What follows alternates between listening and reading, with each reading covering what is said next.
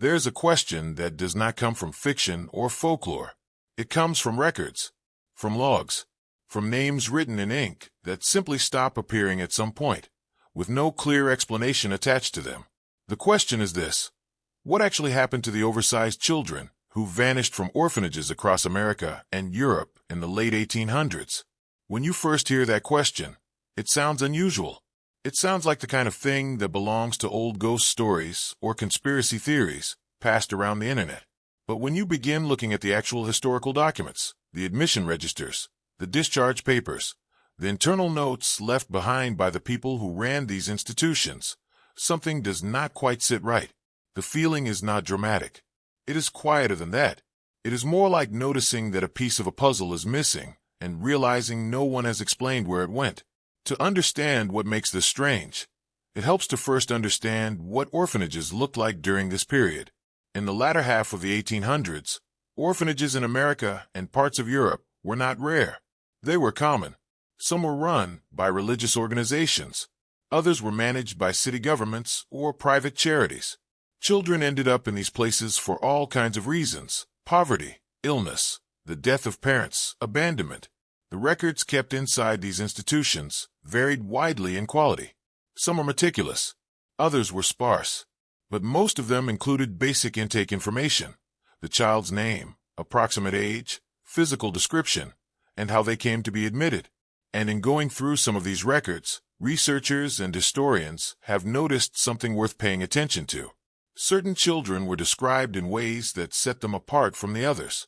The language used in the records is plain and administrative, not emotional. But the descriptions are clear. Words like unusually tall, large for his age, of exceptional size, or notably heavy in frame, appear in the intake notes of specific children.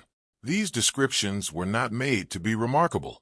They were simply observations, written down the same way a person's eye color or hair color might be noted. But when you follow those children through the records, looking for transfers, adoptions, discharges, or any further mention of their names, the trail becomes thin, and in many cases, it stops entirely. This is where it becomes unclear. A child disappearing from institutional records is not, by itself, suspicious. Children left orphanages for many reasons. They were adopted by families. They aged out of the system. They died from illness, which was tragically common in that era. They were transferred to other institutions. All of these are documented outcomes that appear regularly in the records. But the documentation attached to those outcomes usually contains some detail: a receiving family's name, a transfer destination, a date and cause of death. What makes these particular cases stand out is that the documentation is often missing, vague, or inconsistent. The records say the child was relocated or taken in, but by whom and to where is frequently left blank. That detail sounds minor at first, until it is examined more closely, because this pattern does not appear once or twice. It appears with enough regularity, across enough different institutions, in enough different cities and states, that it becomes harder to dismiss as simple administrative carelessness. Some institutions had good record-keeping overall. Their other entries are detailed and traceable. But for these specific children, the ones described as large or different in size, the trail goes quiet, and the quiet is consistent enough to raise questions. At first, it seems like a problem with the historical record itself. Archives from this period are incomplete. Documents were lost to fires, floods, neglect, and time. That is a legitimate explanation, and it accounts for many gaps. But there's a problem with applying that explanation uniformly here. The gaps are not random.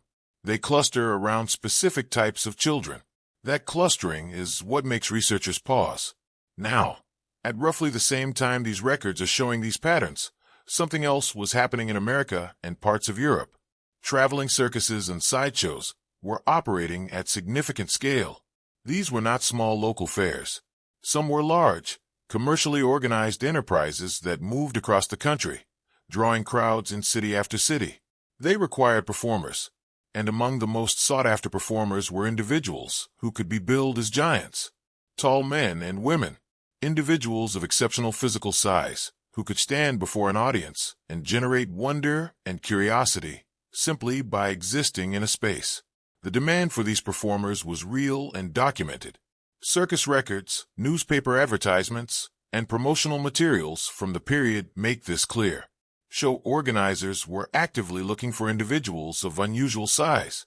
And this is where the investigation becomes more complicated, because some of the individuals who ended up performing as giants in these shows were young. Not just young adults.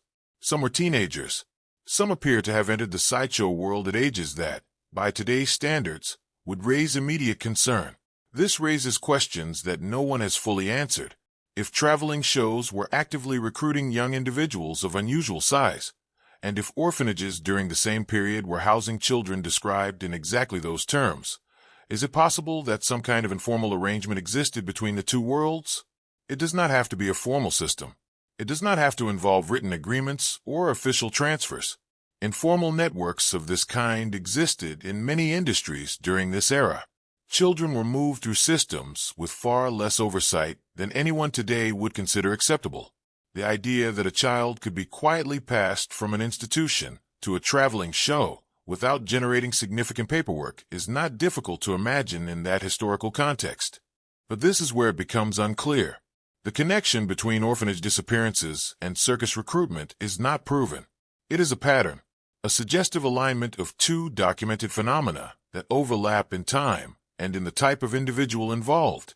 Some researchers who have looked at this question believe the overlap is meaningful.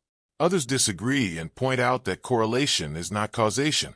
A child who was large disappearing from an orphanage does not automatically mean that child ended up performing in a circus. There are other possibilities, including ones that are far less interesting and far more mundane. However, the timeline does not fully match a simple explanation. If these children had simply been adopted by families, there should be more evidence of that. Adoption records from this period, while imperfect, exist in meaningful numbers. If they had been transferred to other institutions, those transfers should appear somewhere.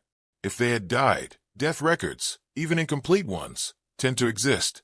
The absence of any clear outcome, repeated across multiple cases, is not easily explained away by administrative error alone.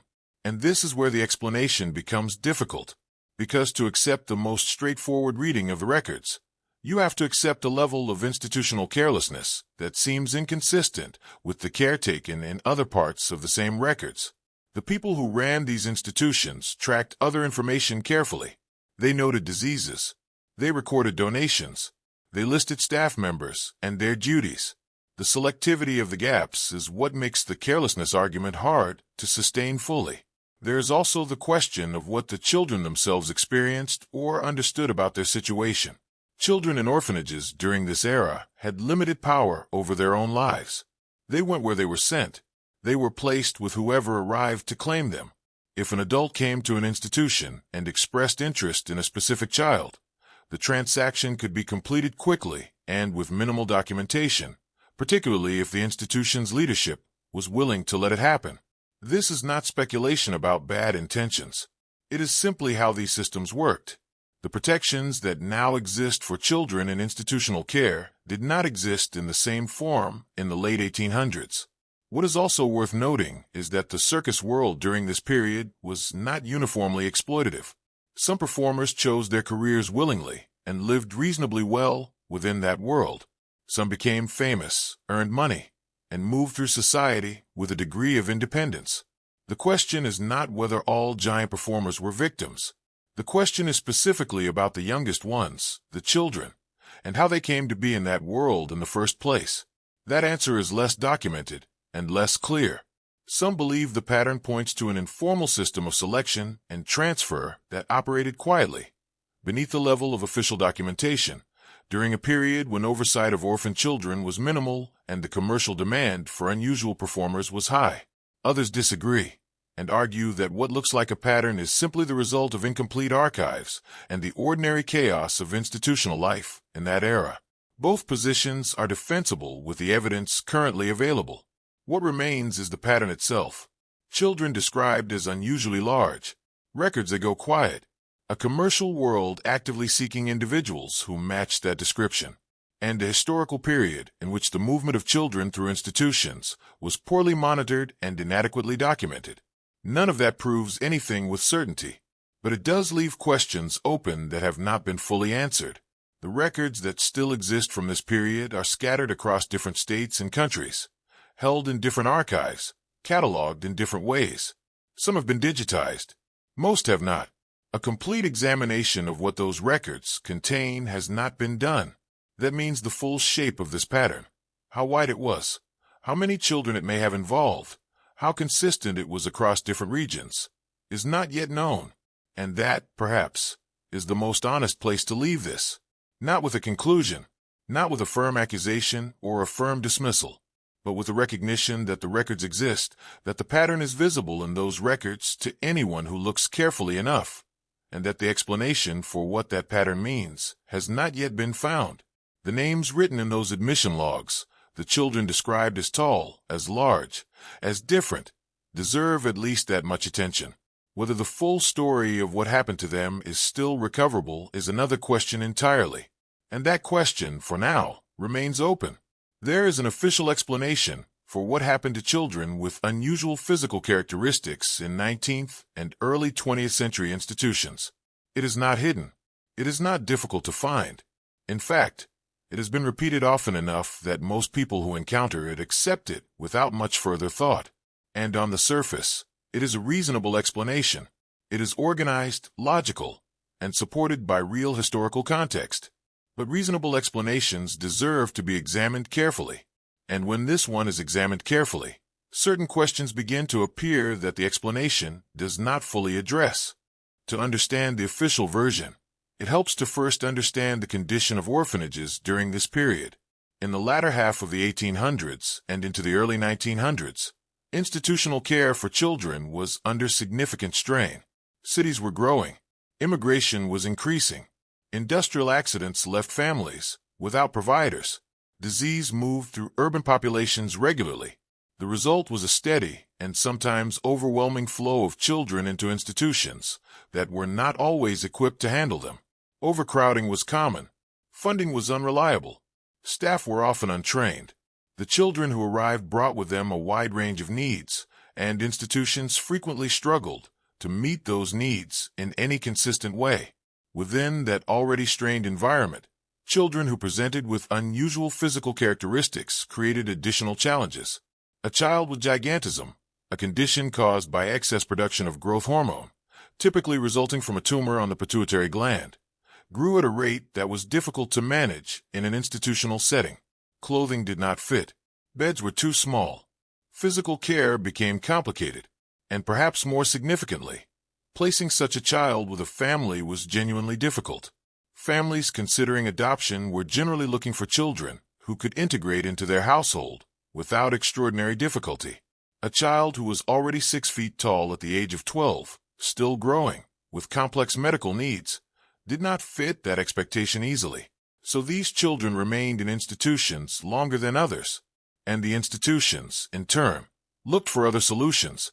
This is the part of the official explanation that is most frequently cited. The circus and sideshow industry, according to the accepted historical account, offered one of those solutions. Promoters and recruiters connected with orphanages, made offers, and arranged for certain children to leave institutional life and enter the world of traveling entertainment. The framing used at the time was straightforward. The child would receive food, shelter, and income. They would have a purpose and a place in the world. For someone who had no clear future inside an institution and little prospect of conventional adoption, this was presented as a reasonable alternative. In some cases, it was presented as a generous one. P.D. Barnum is the name most associated with this practice, but he was not the only one. Other showmen and promoters operated in similar ways throughout this period. What is notable is that this recruitment was not concealed. Barnum and others like him spoke openly about finding performers in institutions and among families who could not support individuals with unusual physical characteristics. There are accounts, letters, and promotional documents from the era that reference this process directly. Some framed it in the language of opportunity. Some framed it as a kind of rescue, taking someone who society had not found a place for and creating a place for them within the world of entertainment. At first, this framing seems, if not admirable, at least understandable within its historical context. And that is important to acknowledge. Judging practices from the 1800s entirely through a modern lens produces its own distortions. Standards of child welfare, medical care, and institutional oversight were fundamentally different. What looks obviously wrong today was, in many cases, considered entirely acceptable at the time. So the argument goes that placing a child with gigantism into a traveling show was not seen as exploitation. It was seen as a practical solution to a real problem. Medical literature from the period supports part of this picture. Records from physicians and researchers who documented cases of gigantism during the 19th century confirm that the condition was poorly understood and difficult to manage. Families who discovered a child was growing at an abnormal rate frequently did not know what to do. There were no effective medical treatments. Growth hormone excess continued unchecked.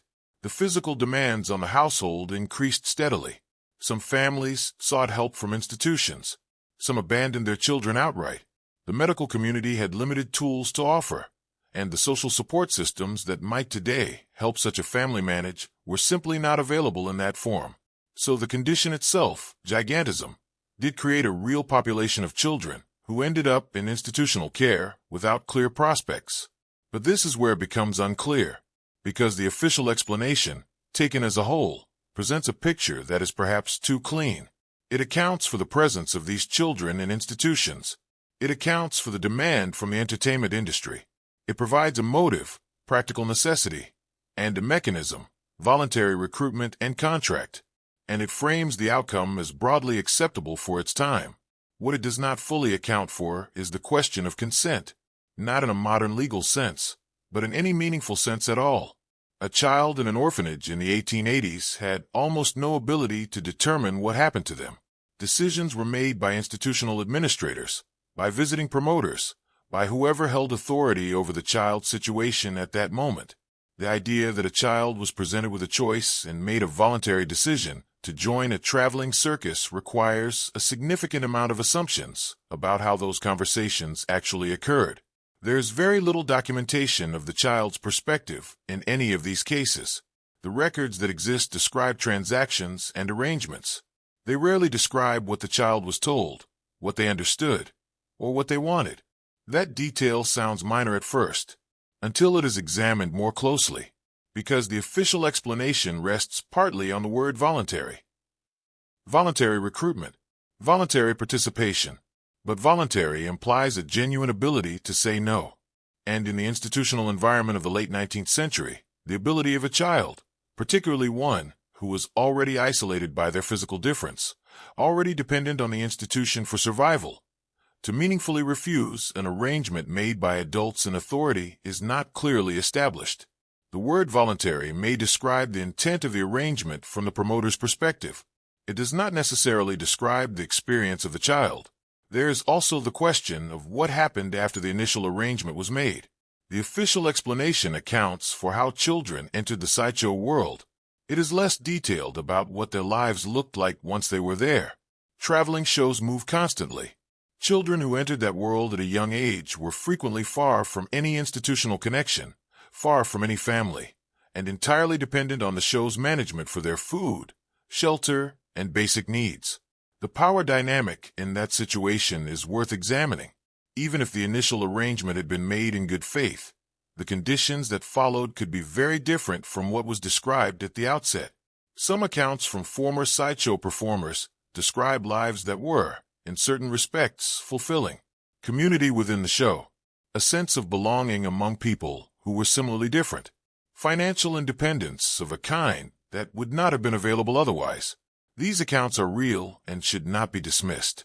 However, they represent the experiences of adults reflecting on lives they had some agency in shaping over time. The experience of a child entering that world at 10 or 12 years old, without family, without education, without alternatives, is a different question, and that question is not answered clearly by the official explanation.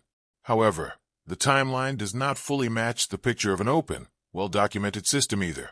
If this recruitment process was as straightforward and openly acknowledged as the historical record suggests, there should be more documentation on the institutional side.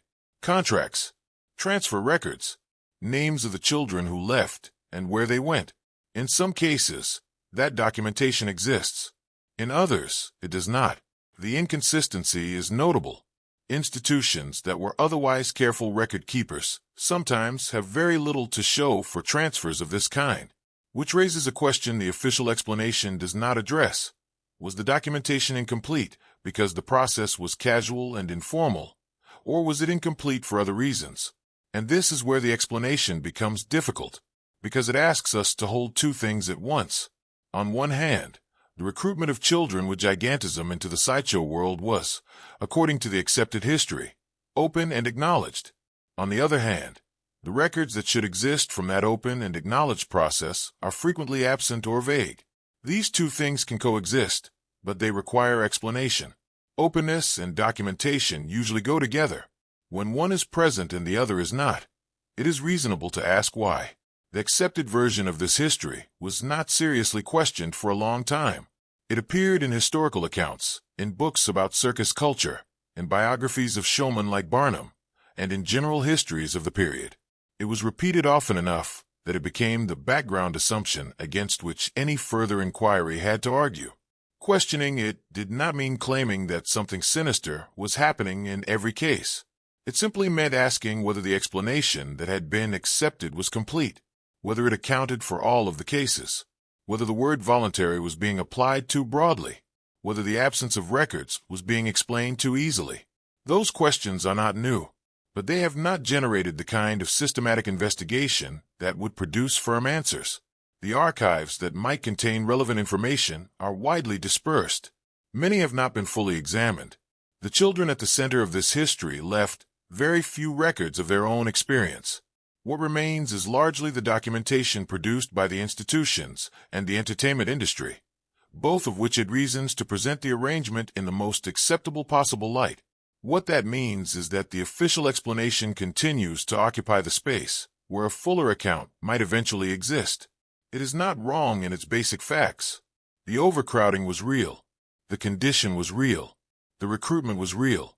But whether those facts add up to a complete and accurate picture of what happened to these children is a question that remains, at least in part, open. The explanation is clean. It is logical, and it was rarely questioned for a long time.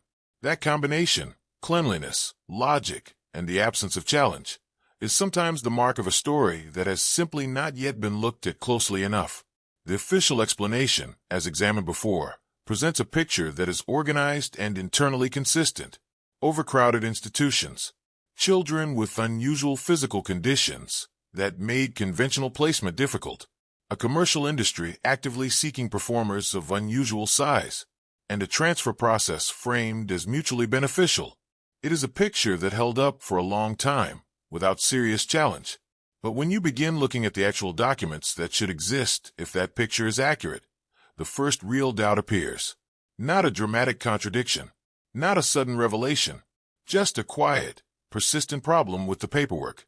If an arrangement between an orphanage and a traveling show was legitimate and openly acknowledged, it should have generated records. This is not a modern standard being applied to a different era. Even by 19th century standards, formal arrangements involving the transfer of children from institutional care produced documentation. Contracts were written. Names were recorded. Guardians or institutional authorities signed on behalf of children who had no parents to speak for them. The legal and administrative culture of the period was imperfect, but it was not absent. Courts existed. Lawyers existed. Institutions had boards of directors who maintained oversight, at least nominally, over major decisions. A child leaving an orphanage to join a traveling entertainment company would, under normal circumstances, have left a paper trail of some kind. In some cases, that trail exists. There are records from this period that document legitimate, above-board arrangements, contracts with named parties, signed agreements, follow-up correspondence between institutions and show operators. These documents confirm that the process, at least in some instances, was conducted in a formal and traceable way. That matters.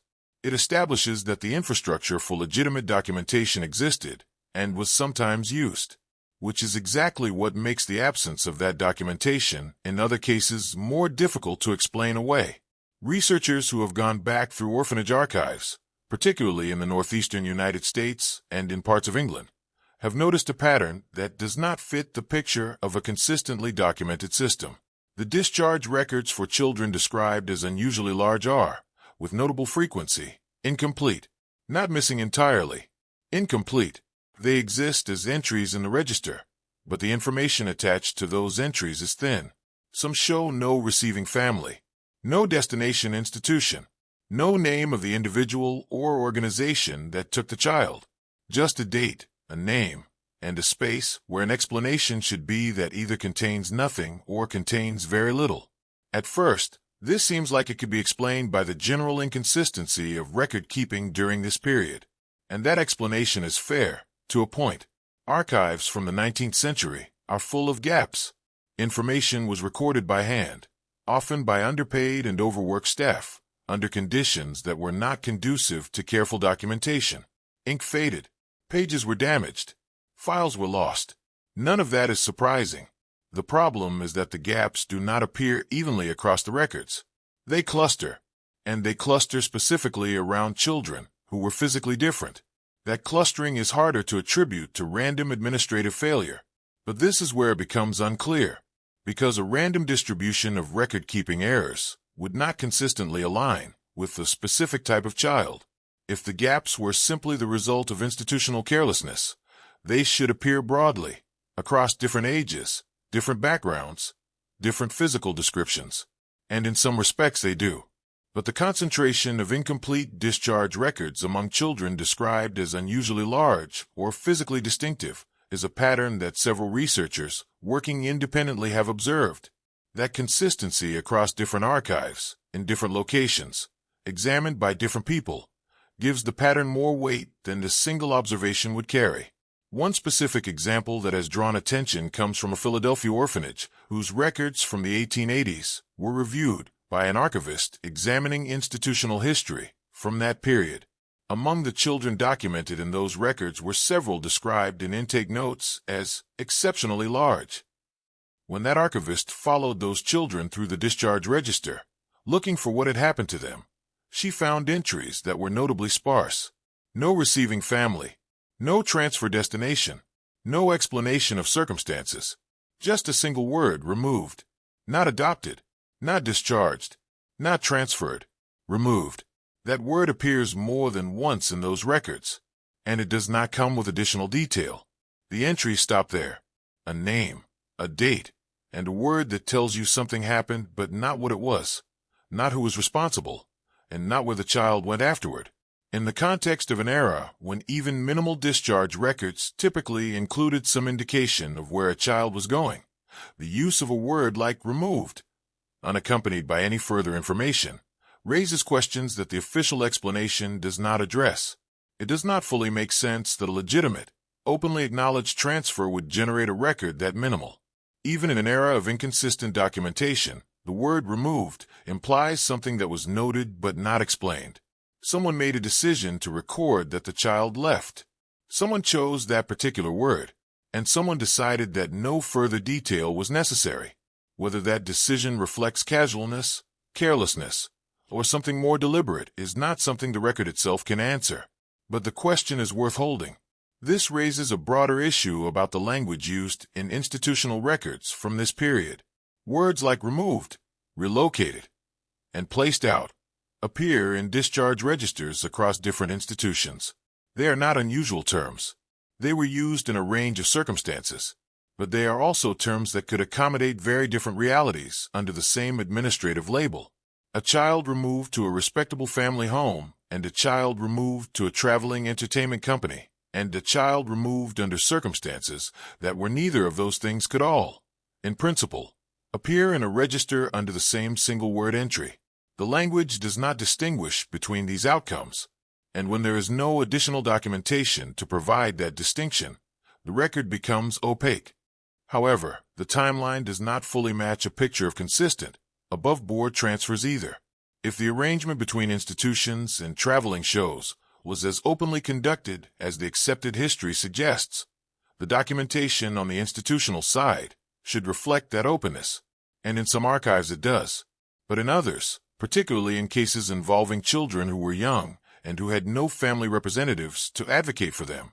The documentation is thin enough that it becomes difficult to reconstruct what actually happened. The openness claimed in one set of records is not always reflected in another set of records from the same period. And this is where the explanation becomes difficult, because accepting the official version requires accepting that two things were simultaneously true. First, that the transfer of children from orphanages to traveling shows was an acknowledged and broadly acceptable practice. Second, that this acknowledged and acceptable practice generated very little consistent documentation on the institutional side. These two things can coexist, but they require explanation. Acknowledged practices that are considered legitimate tend to generate paperwork precisely because their legitimacy is something institutions want to be able to demonstrate.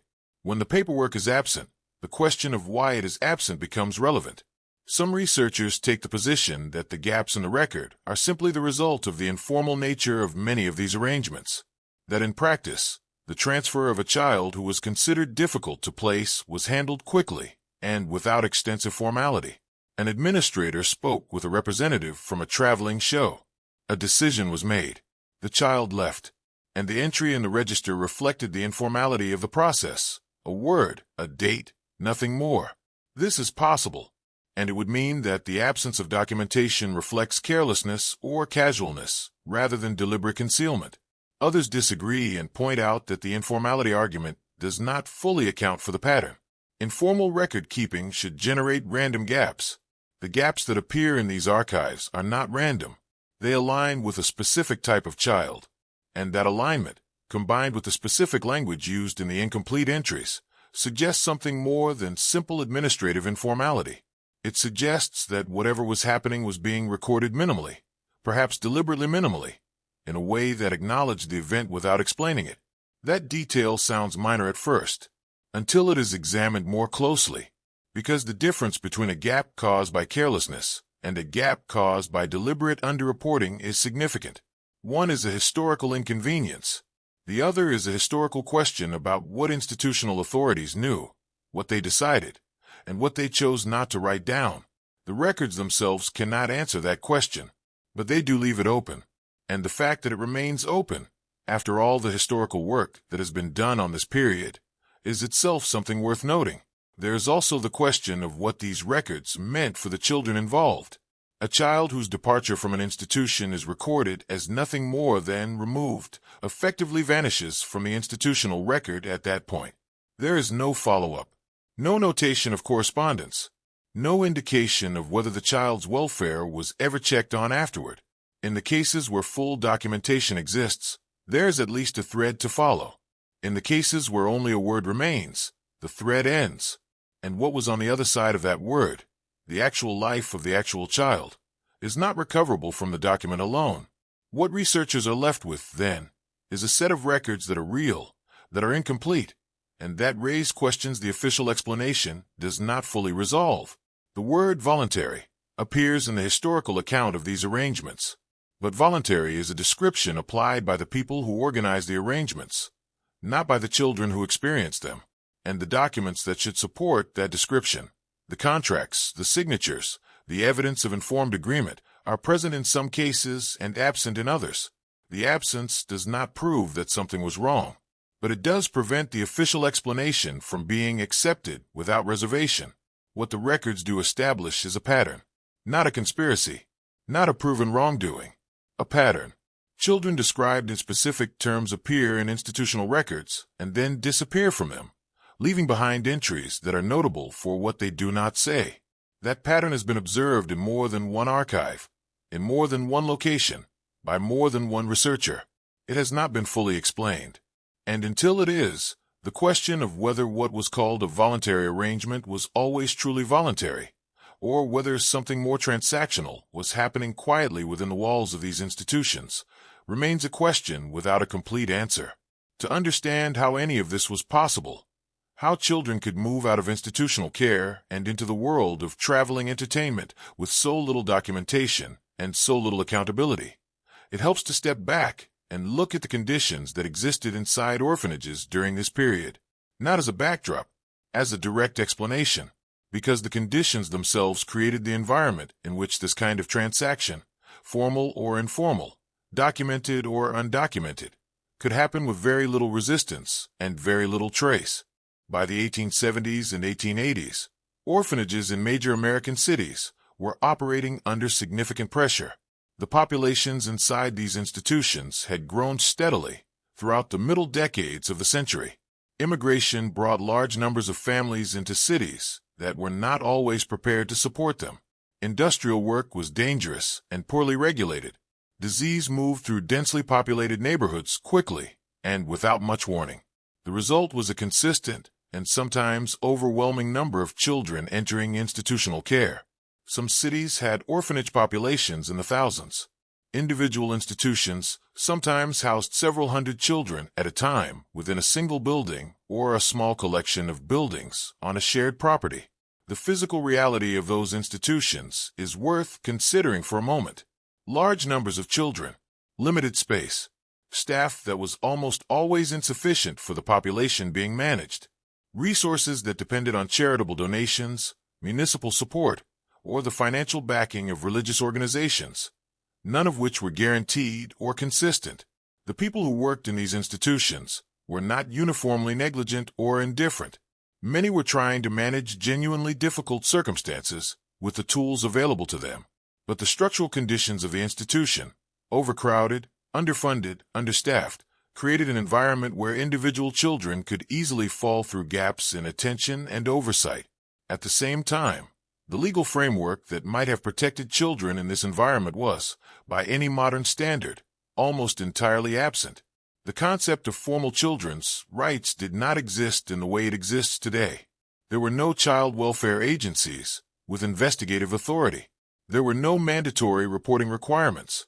There were no independent advocates assigned to children in institutional care to ensure their interests were being represented in decisions that affected them. Decisions about where a child went, who they went with, and under what conditions were made by institutional administrators. And those administrators, in most cases, had very wide latitude to make those decisions as they saw fit, with very little external accountability. This is not a minor detail. It is the structural foundation that makes everything else possible. A child in an orphanage in the 1880s was, in a legal and practical sense, almost entirely subject to the authority of whoever ran that institution. They had no formal mechanism to challenge a decision. They had no legal representative to consult. If an administrator decided that a particular child should leave and go somewhere specific, that decision could be carried out quickly and with minimal formality. The child's own understanding of what was happening, or their feelings about it, was not a factor that the system required to be documented or considered. But this is where it becomes unclear, because the wide authority of institutional administrators was not, in principle, unlimited. Orphanages operated within broader social and legal contexts. Boards of directors provided at least nominal oversight. Religious organizations that sponsored institutions had their own standards of conduct. And community reputation mattered to institutions that depended on public goodwill for their funding. So the question is not simply whether administrators had the power to arrange transfers without extensive documentation. The question is whether they would have been motivated to do so quietly, and what that motivation might have been. At first, it seems reasonable to assume that most administrators acted within whatever ethical framework they understood themselves to be operating in. But there is a problem with applying that assumption uniformly, because the same period that saw orphanages under enormous pressure also saw the sideshow and traveling circus industry at the height of its commercial power. These were not marginal entertainments. They were significant commercial enterprises drawing large audiences across the country. The money involved was real. The demand for certain types of performers was competitive, and the people who ran these enterprises were motivated by that competition to secure the performers they needed. The sideshow industry during this period was built substantially on the exhibition of human difference. Audiences paid to see individuals whose bodies or abilities fell outside what they considered normal. Performers billed as giants were among the most consistently popular attractions. A tall, large individual could anchor a sideshow tent, draw significant crowds, and generate reliable revenue across a long touring season. The commercial value of such a performer was clear and well understood by the promoters and showmen who competed for them, and that commercial value created a motivation to find new performers actively and continuously. Promoters during this era were not passive. They traveled. They made inquiries. They followed up on reports of individuals who might fit their needs. The network of information that connected the entertainment world to communities, institutions, and families across the country was informal but functional. Word traveled about individuals with unusual physical characteristics. Promoters learned about them and pursued them. The question is what happened when that pursuit led to the doors of an institution housing a child who fit the description they were looking for, and an administrator who was managing the child in an environment of significant institutional pressure. That detail sounds minor at first, until it is examined more closely, because the combination of a motivated, commercially driven buyer and an administrator managing a child that was genuinely difficult to place within a system that provided almost no external oversight creates a set of conditions where a transaction could happen very easily. It does not require corruption in the most dramatic sense. It does not require anyone to believe they were doing something wrong. An administrator might genuinely have believed that a child who was large, medically complex, and unlikely to be adopted was better served by leaving with a promoter who offered food, shelter, and income. The promoter might have genuinely believed they were offering something real. And yet the outcome, a child moved from institutional care into a traveling entertainment context, documented only minimally if at all, would look the same regardless of the intentions involved. Some researchers believe the arrangements that moved children from orphanages into the sideshow world were not entirely individual and isolated cases. They believe there were, at least in some regions and during some periods, more organized networks involved, specific individuals who operated as intermediaries, people who knew which institutions had children that might interest promoters, and who knew which promoters were looking, people who facilitated these connections regularly enough that they develop familiarity with both sides of the transaction. The existence of such intermediaries would help explain why similar patterns appear across different institutions in different locations. A single informal network connecting multiple institutions to multiple entertainment enterprises could produce exactly the kind of dispersed but consistent pattern that the archives suggest. Others disagree. They argue that each case was isolated, that what looks like a network is simply the result of similar conditions producing similar outcomes in multiple places independently. An overcrowded institution, a physically unusual child, a visiting promoter, a quiet arrangement. These elements existed widely enough that parallel cases could have occurred without any coordinating structure behind them. According to this view, the pattern is real, but the explanation is structural rather than organizational. Similar pressures producing similar results, not a deliberate system producing coordinated outcomes. Neither side has complete evidence, and that is an honest place to sit with the question. The evidence for organized networks is suggestive, but not conclusive. The evidence for purely isolated cases is also incomplete, because it does not fully account for the consistency of the pattern across different archives and different locations. Both interpretations are working with the same incomplete record and reaching different conclusions about what that record implies. That disagreement among people who have actually examined the evidence is itself informative. It tells you that the record is genuinely ambiguous, not that the answer is obvious and one side is simply wrong. However, the timeline does not fully match a picture of entirely random, unconnected events either. The period during which these incomplete discharge records cluster, the 1870s through the early 1900s, corresponds almost exactly with the commercial peak of the sideshow industry in America. The demand was highest precisely when the institutional populations were also at their most strained.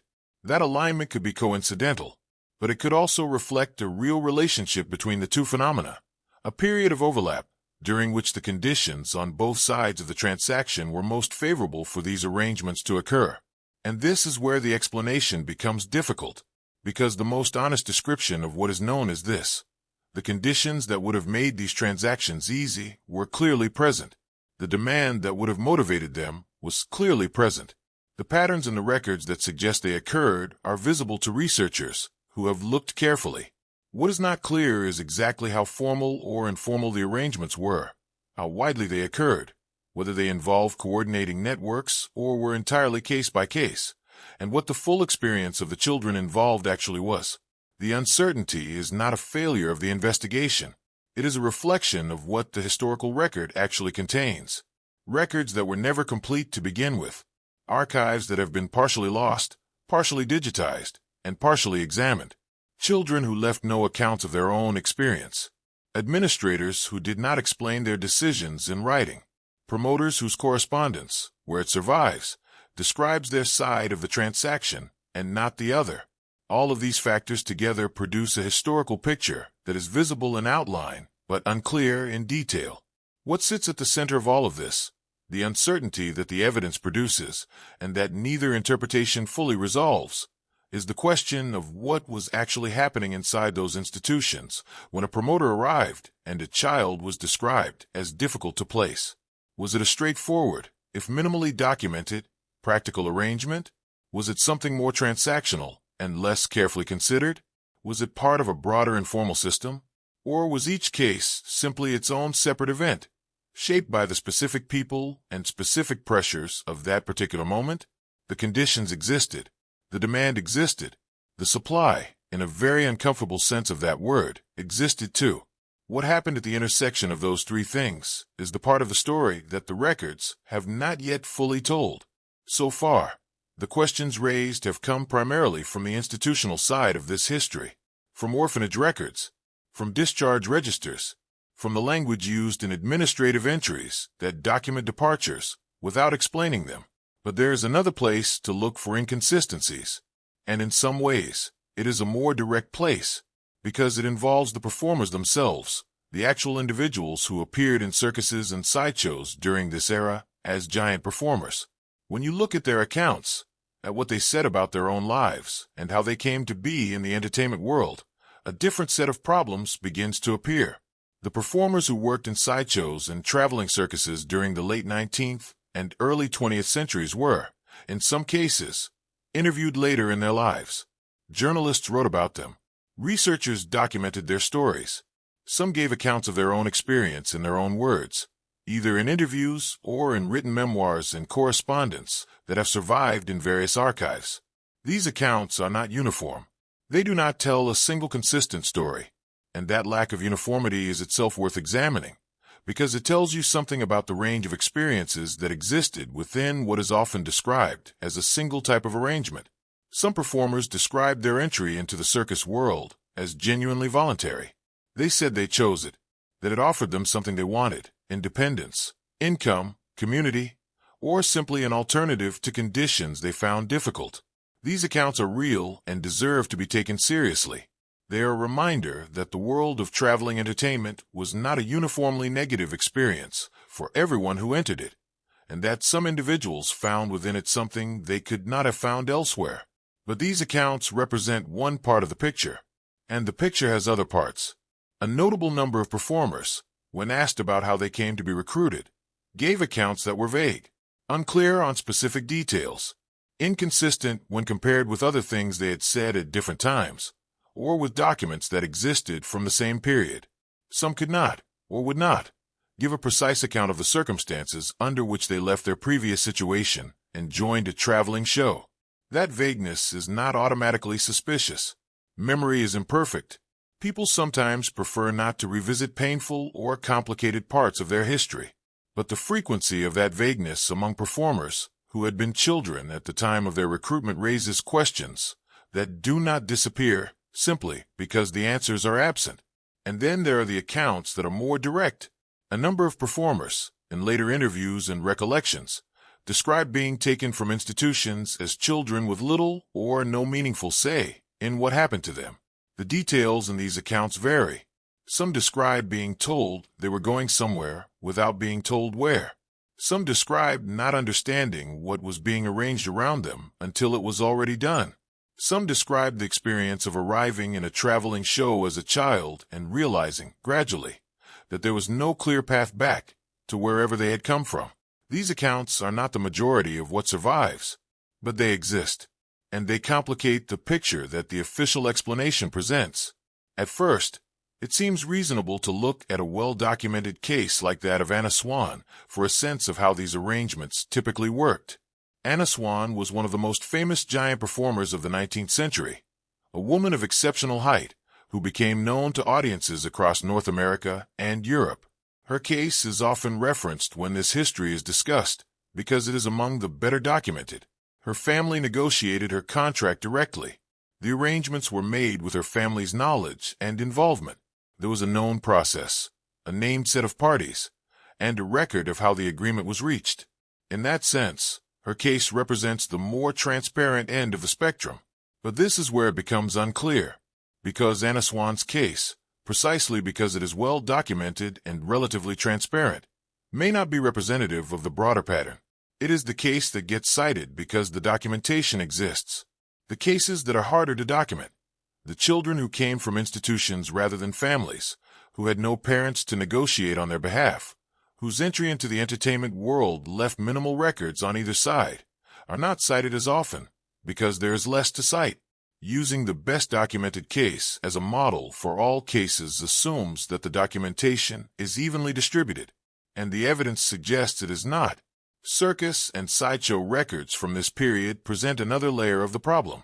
When performers are listed in those records, in promotional materials, in internal company documents, in the accounts and ledgers that have survived from traveling shows of the era, they are almost universally listed by stage names, not legal names.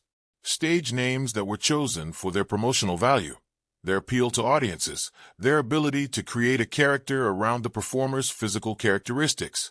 Names like Colonel Ralph Goshen or Captain Martin Van Buren Bates served a commercial function.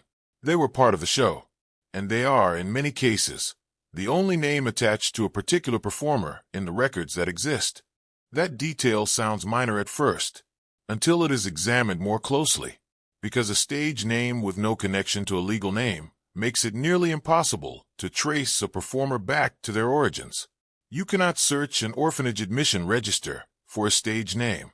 You cannot cross-reference a circus ledger with an institutional discharge record if the two documents use entirely different identifiers for the same person. The paper trail, in these cases, does not simply have gaps. It was structured in a way that made continuity between the two worlds, the institutional world and the entertainment world, very difficult to establish. Now, the use of stage names in entertainment was not unusual. It was standard practice. Performers across all kinds of entertainment adopted professional names that were different from their legal identities. That is a reasonable point, and it means that the use of stage names in circus records cannot, by itself, be taken as evidence of deliberate concealment. It was simply how the industry operated. But there is a problem with applying that explanation uniformly here, because the effect of the practice, regardless of the intent behind it, was that performers could not easily be connected to their prior identities.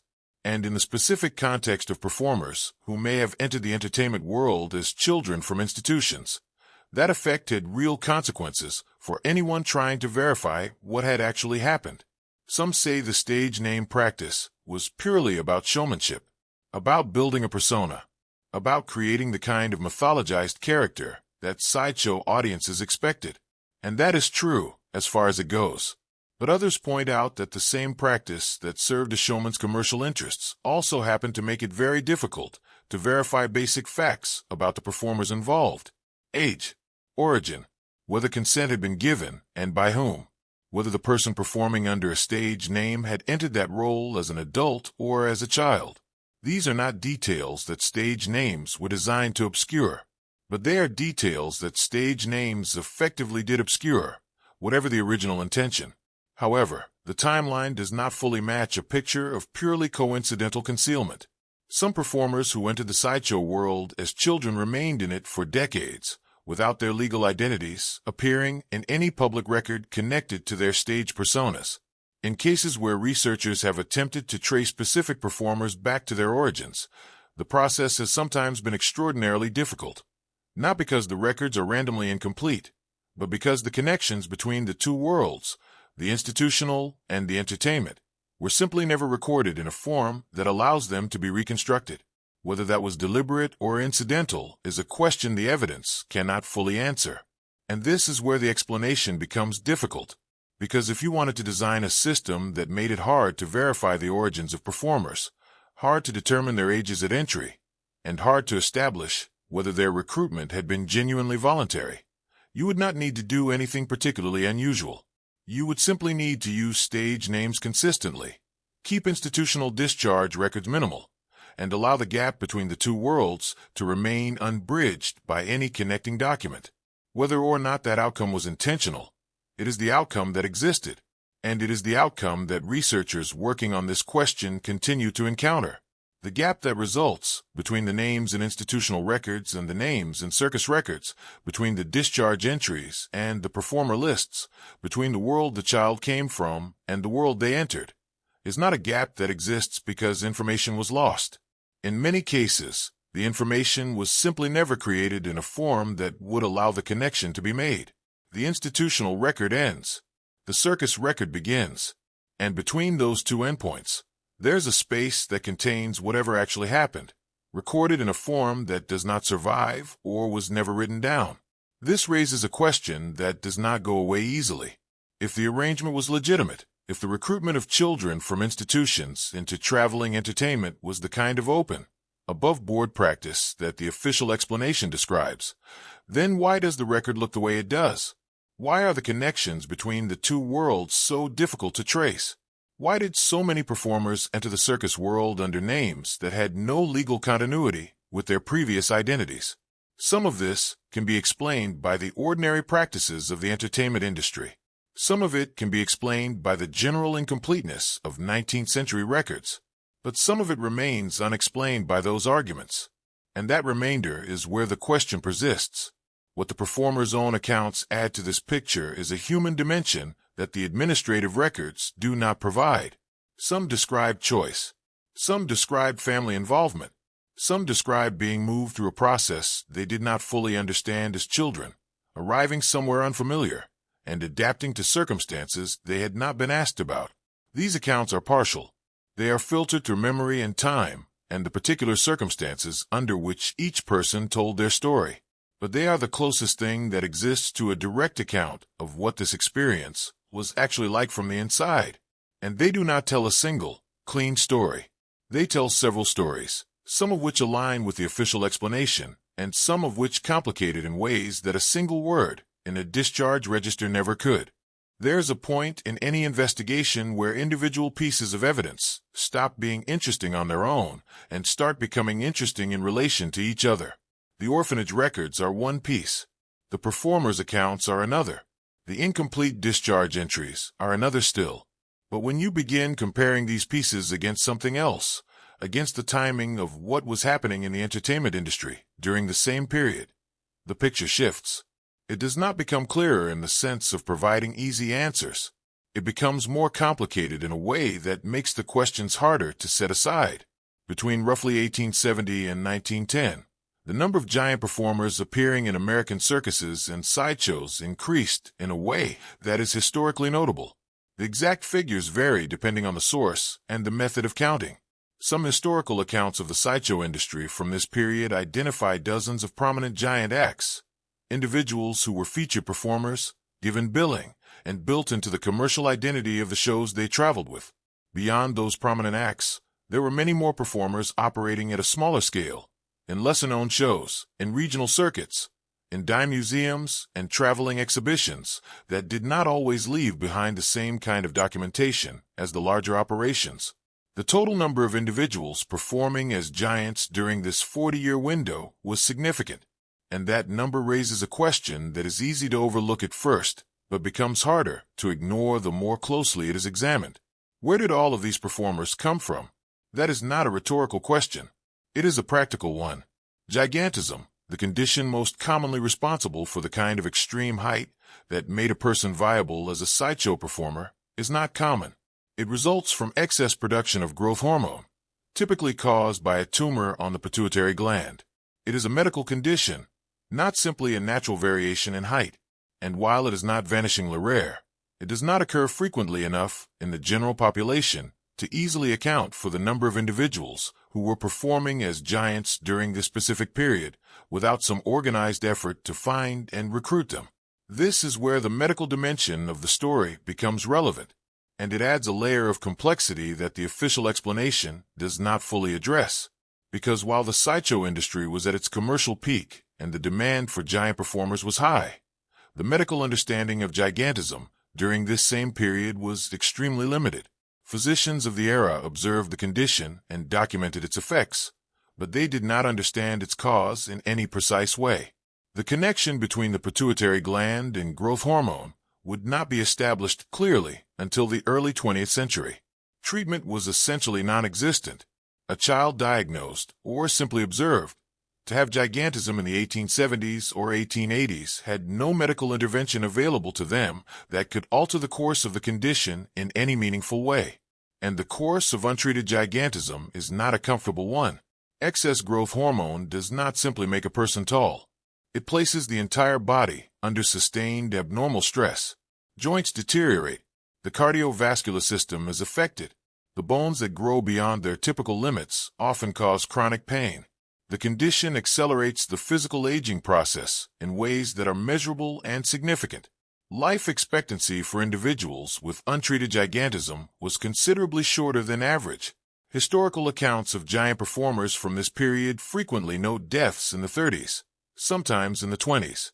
The same physical characteristics that made these individuals commercially valuable also meant that their health was often declining from a relatively early age. That detail sounds minor at first, until it is examined more closely, because the medical reality of the condition creates a direct implication for the entertainment industry that was built around it. A giant performer's career was, in many cases, limited, not by choice or circumstance, but by the physical trajectory of the condition itself. A performer who was recruited at the age of 14 or 15 might be in significantly declining health by their late 20s. Their ability to travel, to perform, to maintain the presence that made them commercially valuable would diminish over time. And when that happened, the show needed someone new. This is the part of the picture where the logic becomes uncomfortable. Not because any single element of it is shocking on its own, but because of what the combination implies. A high and sustained demand for giant performers. A condition with a naturally limited performing lifespan. A commercial industry that depended on continuous renewal of its performer roster to maintain its product. These three things together create a structural need. Not a one-time recruitment effort, but an ongoing one.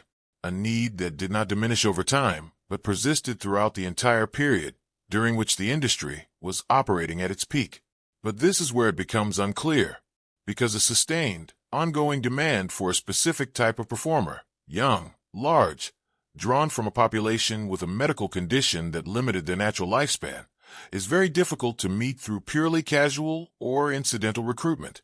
Finding such individuals by chance encounter, by word of mouth alone, by waiting for families to come forward on their own, would not reliably produce the numbers the industry apparently needed across 4 decades.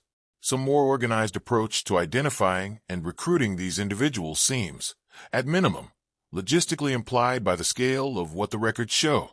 But how organized that approach actually was, and what form it took, is not clearly documented. At first, it seems reasonable to assume that the recruitment process simply scaled naturally with the industry's growth. More shows meant more recruiters. More recruiters meant more territory covered. More territory covered meant more individuals identified.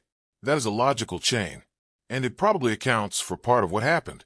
But there is a problem with that explanation when it is applied to the specific population of young giant performers who came from institutional care. Because finding children with gigantism in orphanages and other institutions required knowing that those children were there. It required information, and information of that kind, about specific children in specific institutions, does not travel by accident. Some researchers who have examined this question believe that informal networks existed specifically for the purpose of identifying children with visible physical differences and connecting that information to people in the entertainment industry who were looking for performers. Not formal organizations with official structures, not written agreements or directories, but networks in the older sense of the word. People who knew other people, who passed information along, who understood what was being looked for and who to contact when they found it.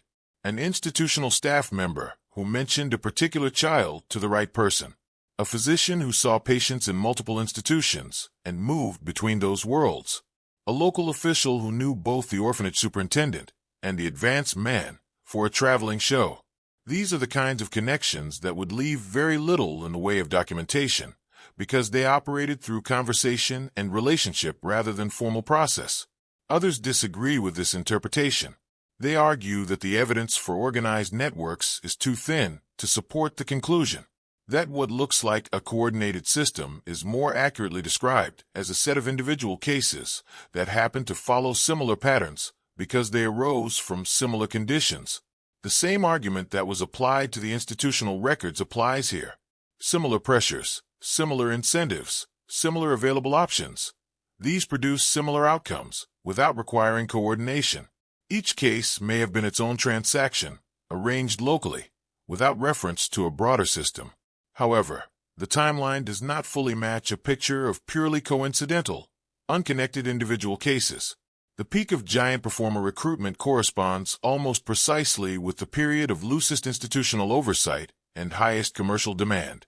That alignment is notable, and it persisted long enough, across 4 decades, that attributing it entirely to coincidence requires accepting a very long run of parallel but independent events. That is possible, but it is the kind of explanation that becomes less convincing the longer the period in question extends. And this is where the explanation becomes difficult, because the supply and demand pattern that the historical record reveals is not easily explained by any single factor.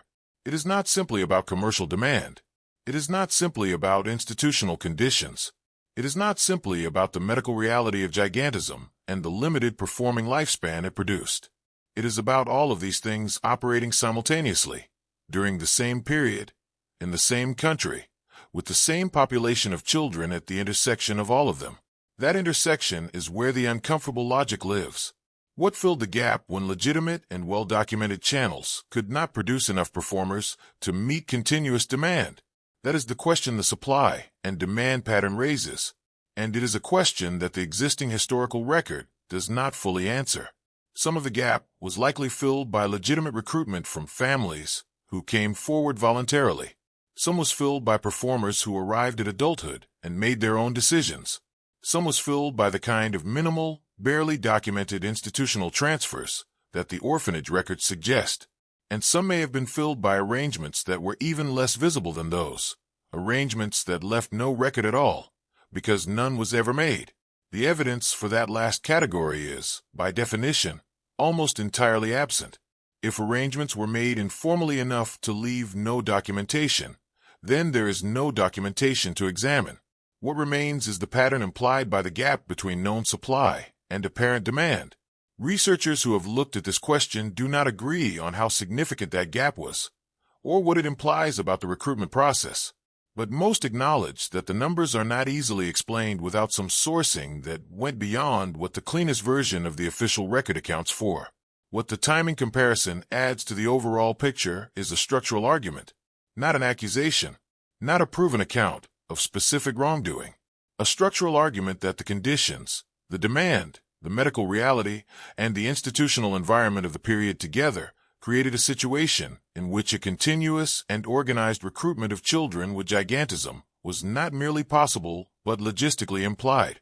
Whether that implication corresponds to what actually happened is a question the evidence raises without fully resolving. The supply and demand pattern is difficult to ignore.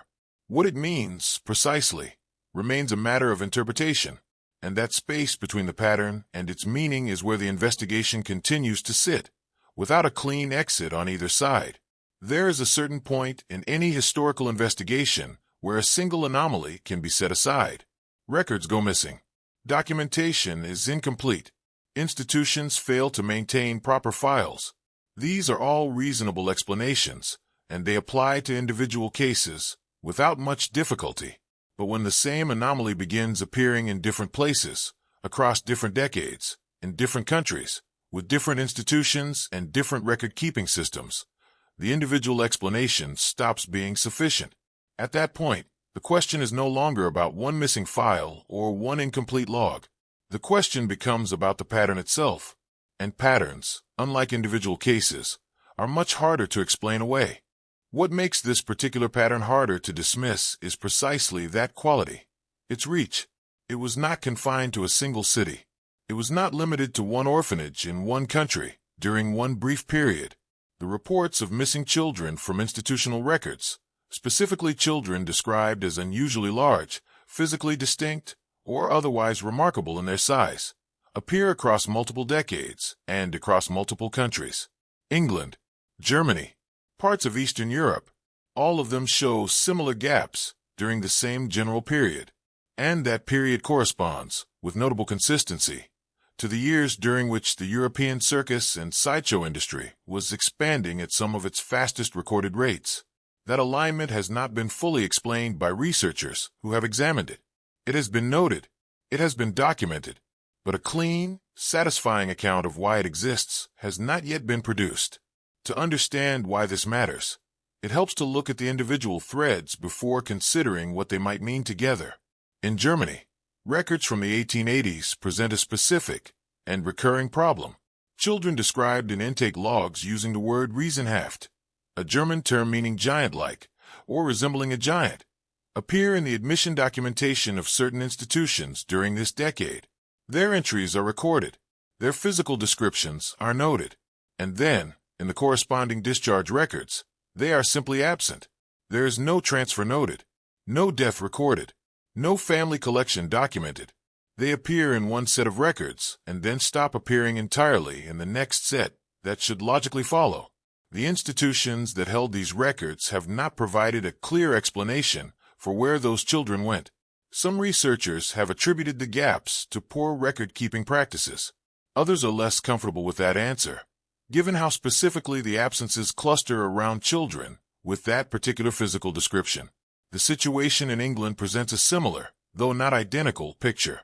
English workhouses from the same general period were separate institutions from orphanages in the formal sense. They served a different legal and administrative function, but they housed large numbers of children who lacked family structures capable of supporting them, children who were, in practical terms, in the same position as orphans, even if their legal classification differed. Some of the records from these workhouses were reviewed in the early 20th century by administrators examining the state of institutional documentation. What those reviewers noted, in their own language of the time, was a recurring absence of documentation specifically around children with physical abnormalities. Children who had been admitted, whose presence was noted in early records, but whose later status was unclear or entirely undocumented. The reviewers did not draw dramatic conclusions from this. They noted it as an administrative irregularity and moved on. But the observation was recorded, and it remains part of the historical file. At first, there is a simple and available explanation for all of this. Records were lost. Records were damaged. Records were never properly maintained in the first place. Institutional documentation during the 19th century was inconsistent at best and genuinely chaotic at worst. Staff turnover was high. Storage conditions were poor. Administrative standards varied enormously between institutions and between countries. If you examined any population of institutional records from this period and looked for gaps, you would find them. That is not surprising. That is expected. And anyone who argues that missing records automatically imply something suspicious is making a logical error that the evidence does not support. But this is where it becomes unclear, because the explanation of general record-keeping failure, while valid as far as it goes, does not fully account for what the pattern actually shows. The gaps are not evenly distributed across all types of children. They concentrate around children with physical distinctions, specifically, distinctions related to unusual size. If records were simply being lost at random, you would expect the losses to be distributed randomly. You would not expect them to cluster around a particular physical type. That clustering is the part of the pattern that the administrative failure explanation does not satisfactorily address. It does not mean the explanation is wrong. It means the explanation is incomplete. That detail sounds minor at first, until it is examined more closely, because the specificity of the clustering, the way the gaps in institutional records track so consistently with children described in terms of unusual size, points towards something that a simple record-keeping failure would not produce on its own. It suggests that what was happening to these children was different from what was happening to other children in the same institutions. Not necessarily different in a way that was visible or documented, but different in outcome, different in trajectory, different in some way that left a distinctive mark on the records, or more precisely, on the absence of records. Now, the question of what that difference was is not one that the evidence fully answers.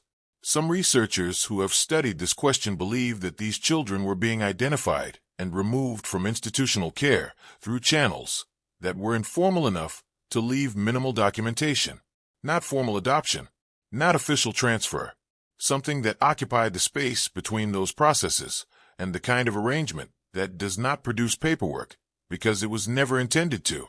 That interpretation is speculative in the specific sense that it cannot be confirmed through a single clean documentary source, but it follows logically from the pattern, and some researchers find it the most coherent account of what the records, and the gaps in the records, actually show. Others disagree with that interpretation. They argue that the evidence is too scattered and too indirect to support a conclusion about systematic removal. They point out that patterns can emerge from independent cases without any connecting mechanism, that similar conditions in similar institutions across similar time periods will naturally produce similar outcomes without requiring coordination. A child with an unusual physical condition in a poorly supervised institution in Germany and a child with a similar condition in an English workhouse may both have disappeared from the records for entirely different and unrelated reasons. The similarity in their situations does not prove that their situations were connected. That is a reasonable objection, and it deserves to be taken seriously. However, the timeline does not fully match a picture of purely coincidental and unconnected individual cases. The clustering of these gaps in institutional records does not spread evenly across the entire 19th century. It concentrates in a specific period, and that specific period overlaps with the documented expansion of the circus and sideshow industry in Europe, an industry that had demonstrated, through its own records and promotional materials, a sustained commercial interest in performers with extreme physical distinctions, including unusual height. That overlap is not conclusive, but it is precise enough that dismissing it entirely requires a level of confidence that the evidence does not clearly justify. And this is where the explanation becomes difficult, because even if no central organizing force has been identified, no single person, institution, or network that can be pointed to as the mechanism behind the pattern, the absence of a named mechanism does not mean that no mechanism existed. Informal processes leave informal records. Networks that operate through conversation and relationship, rather than through written agreements and official procedures, do not produce the kind of documentation that historians can later examine and trace. The absence of that documentation is exactly what you would expect to find if such networks existed, and it is also, of course, exactly what you would find if they did not. The absence of evidence is not evidence of absence, but it is also not evidence of presence. It is simply absence, which the investigation has to sit with. What can be said is this: across multiple countries, across multiple decades, across multiple types of institutions, with different administrative structures and different national contexts, the records show a similar pattern. Children with physical distinctions related to size appear in intake documentation and do not appear in corresponding discharge records. The institutions that held those children have not produced explanations that fully account for the gaps. The period in which the gaps cluster corresponds with a period of significant commercial demand for individuals with those same physical characteristics. And no researcher who has examined this question has produced a complete and satisfying account of what happened. Some of the missing children may have been transferred to institutions in other regions through processes that are simply too poorly documented to trace. Some may have died, with those deaths recorded in systems that have since been lost. Some may have been collected by distant relatives or informal guardians, whose involvement was never formally noted. These are all possibilities that the evidence does not rule out. The honest position is that the records, as they currently exist, cannot fully account for all of the children whose names appear in intake logs and not in the records that follow. But the scope of the pattern raises questions that these individual explanations struggle to answer collectively. Partial records are common. Documentation failures are expected. but the specific and repeated concentration of those failures around children with unusual physical characteristics in multiple countries, across multiple decades, in a period of documented commercial demand. That combination is not something that any single explanation easily resolves. It is not a coincidence that researchers have fully explained. It remains, in the precise sense, an open question. What the cross-national evidence adds to the picture is not certainty. It adds scale. It transforms what might otherwise be a localized anomaly, something that could be attributed to the specific conditions of one institution in one city, into something wider and more persistent. And wider, more persistent patterns are the kind that require wider, more persistent explanations. The explanation that the historical record has produced so far is not wide enough and not persistent enough to fully account for what the pattern shows. That gap between the pattern and the explanation is where this part of the investigation continues to rest. Without a clean resolution, without a final account, and without a clear answer to the question of what happened to the children whose names appear in the intake logs and nowhere else after that, when an investigation reaches a certain depth, the questions it raises begin to shift in character. Early questions tend to be about what happened. Where did a particular child go? Why does a particular record end without explanation? Those are questions about events, about specific moments in time that left a mark or failed to leave one. But at a certain point, the questions stop being about individual events and start being about systems, about what a pattern of events, taken together, implies about the conditions that produced it. And when the question becomes about systems rather than events, the answers become harder to locate and harder to be certain about. That shift is where this part of the investigation begins. The problem expands when you start looking at what happened to these individuals after their performing careers ended. That is not a small or peripheral question. It is, in many ways, the question that ties the earlier threads together. Because whatever happened during the years these individuals spent performing, whatever arrangements were made, whatever conditions they lived under, whatever the nature of their relationship to the shows they traveled with, the end of that performing life was a moment when the practical structure around them would have changed significantly. The show moved on. The commercial relationship ended. And what came after that ending is, for a significant number of these individuals, simply not documented. To understand why that matters, it helps to first consider what the record looks like for the performers whose backgrounds are clearly established. There is a category of giant performers from this period for whom the historical record is relatively complete. These are individuals who came from families, who had legal contracts with the shows they worked for, whose names, in some cases, corresponded to their actual birth names rather than stage names constructed for commercial purposes. For these individuals, there are at least fragments of documentation about what their lives looked like after performing. Some of them returned to their home communities when their health declined. Some married. Some are buried in named graves in specific locations, with headstones and death records and, in some cases, newspaper notices. Their stories are not always detailed, but they exist. There is a thread that can be followed, even if it grows thin toward the end.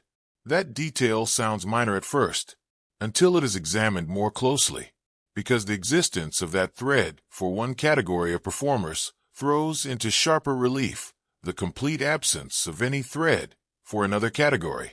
The performers whose origins are unclear, the ones who appeared in show rosters without background information, the ones whose names were clearly constructed rather than given, the ones who arrived in the record already performing without any documented history of where they came from before that. These individuals do not have the same kind of trail. And in many cases, the trail that does exist ends abruptly, not with a death record, not with a retirement notice, not with a return to a home community or a marriage record or a documented illness that explains why they stopped appearing. Just silence. A name appears in a roster, and then the name stops appearing, and there is nothing after that to explain why. This raises a question that is genuinely difficult to answer. Where did they go? That is not a rhetorical framing. It is a practical question about what actually happened to specific individuals who were documented as living and performing and then stopped being documented at all. The question has an obvious and entirely legitimate answer available to it. Record-keeping during this period was poor. Performers who traveled constantly were difficult to track. Individuals who lacked formal legal identities, no birth certificates being actively maintained, no family connections creating the kind of social record that follows a person through their life, would naturally produce thinner documentation than individuals who had those anchors. The silence after the end of a performing career may simply reflect the general inadequacy of the record-keeping systems of the time, applied to a population that was already poorly documented to begin with. That explanation is plausible. It probably accounts for many of the cases where the trail goes quiet. But this is where it becomes unclear, because the explanation of general record-keeping failure, applied uniformly, does not fully account for the specific character of what is missing. Death records, even for poorly documented individuals, were maintained with more consistency than many other types of records during this period, because they served legal and administrative functions that other records did not always serve. A person dying in a fixed location, in a boarding house, in a hospital, in a permanent community, would often generate some form of death documentation even if their earlier life was poorly recorded. The complete absence of any death record, any retirement notice, any documentation of a transition out of performing, for a significant number of these individuals, is not fully explained by general record-keeping failure alone. Something else may be contributing to that silence. Some researchers who have examined this question point toward a more troubling possibility, and it begins with something that was noted earlier in this investigation, but becomes more significant when applied to the question of what happened after performing ended. If these individuals were removed from institutional care without proper documentation, if their entry into the performing world was itself an informal process that left minimal records, then they carried that informality with them throughout their lives. They had no legal identity in the functional sense, no birth records that any authority was actively tracking, no family structure that would notice their absence or ask questions about their welfare, no institutional connection that would flag their disappearance as something requiring investigation. They existed, in a practical sense, outside the systems that would normally create a record of a person's life and death. That absence of formal identity is not simply an administrative detail. It has a direct implication for what the absence of later records actually means. For a person with a clear legal identity, a birth record, a family, a documented history, disappearing from the record generates questions. Someone notices, someone asks, and even if the answers are not satisfying, the questions themselves produce documentation. But for a person who entered the world of performing through channels that left no documentation, and who carried no formal legal identity through their performing years, disappearing from the record generates nothing. There is no one to notice. There is no system to flag the absence. There is no inquiry, and therefore no record of an inquiry, and therefore nothing for a later researcher to find. And this is where the explanation becomes difficult, because that absence of accountability is not a neutral condition. It is a condition that has specific implications, depending on what actually happened to these individuals. If their lives after performing were simply quiet and undocumented, if they lived out their remaining years in obscurity and died without generating formal records, then the silence in the historical file is unfortunate but not alarming. It is simply the silence of people who were never well documented to begin with, continuing to be undocumented to the end. That is one possibility, and it is entirely consistent with the evidence as it stands. But the evidence as it stands is also entirely consistent with the different possibility. If some of these individuals experienced exploitation, illness without care, or worse, during their performing years or after them, the same absence of formal identity and formal accountability that allowed them to disappear from the records without generating an inquiry would also mean that no one was in a position to report what happened to them. No family to raise a concern. No legal identity that would cause an authority to ask where a particular person had gone. No system monitoring their welfare or noticing when it deteriorated. The conditions that made them invisible in the administrative sense also made them invisible in the protective sense. And those two forms of invisibility are not separable from each other. At first, it seems reasonable to treat this as a theoretical concern, a way in which the conditions of the time could have produced harm, without asserting that it did. But there's a problem with keeping it entirely theoretical, because the medical reality of the condition that made these individuals commercially valuable also meant that their health was often in genuine and accelerating decline during the years they were performing. Untreated gigantism does not produce a stable physical condition. It produces a deteriorating one. Joint problems, cardiovascular strain, chronic pain, a physical trajectory that moves in one direction, regardless of what arrangements surround the person experiencing it. A performer in their mid-20s with advanced gigantism was often already managing a significant medical burden, and managing that burden, accessing care, maintaining the conditions needed to survive, having someone responsible for their welfare when they could no longer perform, required exactly the kind of formal support structure that many of these individuals apparently lacked. However, the timeline does not fully match a picture in which the end of a performing career was simply a quiet transition. The abruptness of the silence in the records, the way performing rosters simply stopped listing certain names without any accompanying documentation, does not suggest an orderly transition to retirement or home life. It suggests, in many cases, an ending that was not organized enough to produce even minimal documentation. What that means precisely is not something the records confirm, but it is something the records do not deny either. The silence is consistent with several possibilities, and not all of those possibilities are comfortable ones. Some researchers argue that this line of inquiry goes beyond what the evidence can responsibly support. They point out that absence of documentation is not evidence of harm, that the silence in the records may simply reflect the chaos and inadequacy of 19th century administrative systems, applied to a population that was already marginal in documentary terms, that constructing a narrative of exploitation from gaps in institutional files is a form of speculation that the historical record does not actually authorize. That is a legitimate caution, and it deserves to be taken seriously rather than dismissed. But others who have looked at the same evidence argue that the caution itself should not be used to foreclose the question. The absence of documentation is not proof of harm. It is also not proof of its absence. And when the specific conditions that produced the documentation gaps, informal recruitment, lack of legal identity, absence of family or institutional accountability, are precisely the conditions that would have made harm both easier to cause and impossible to report, the gap between what the evidence shows and what the evidence can prove becomes ethically significant. It is not the same as a random documentation failure.